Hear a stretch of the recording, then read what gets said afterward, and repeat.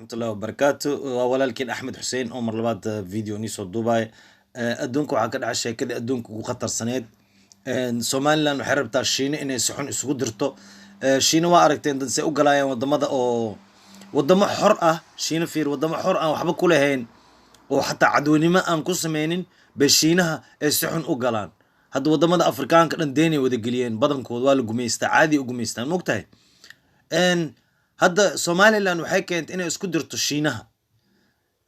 naag waxay Somaliland soo dirtay oo Somaliland u heysaysa naag oo Taiwanese waa aragtaa sida yarkan walaalkeen groupkiisa uu soo qortay Moog Waceys baa la dhahaa ninkan groupkiisa Cabdikariin Qoryooley nabad iyo nolol group baa lagu soo qoray waa fanaanad reer Taiwan ah oo hees u soo qaaday Somaliland saamay u dhamaatay marka bal dhageyst qoftaan waxay sheegaysaa sida aan dhageysanaysa u macaantaan bal aan fiirina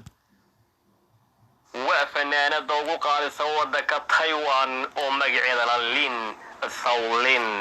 oo kule waxaan hees u soo qaaday Somaliland walow ayna fahmaynin haddana waa fanaanad qalbi fiican oo sakada hore iyo taasara wala ma sha Allah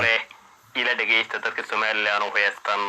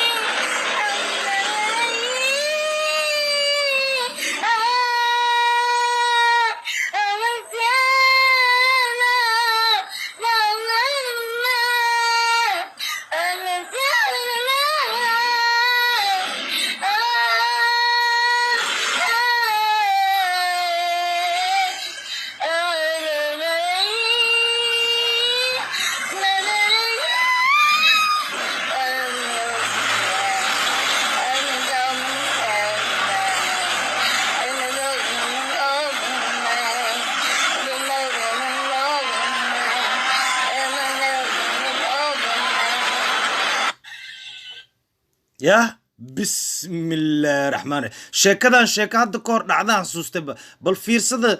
قفتان هذا كور وحال يا سوماليلاند ساس ما لوغو هيسالير والله ددك عالمك اسك قصقص لا فيريا الهي نقول دار شيء والله يا بي عالمك يا سوماليلاند ناكتان سان وفرحن بالالهي نقول دار سام نكانا اسك قص حتى فيري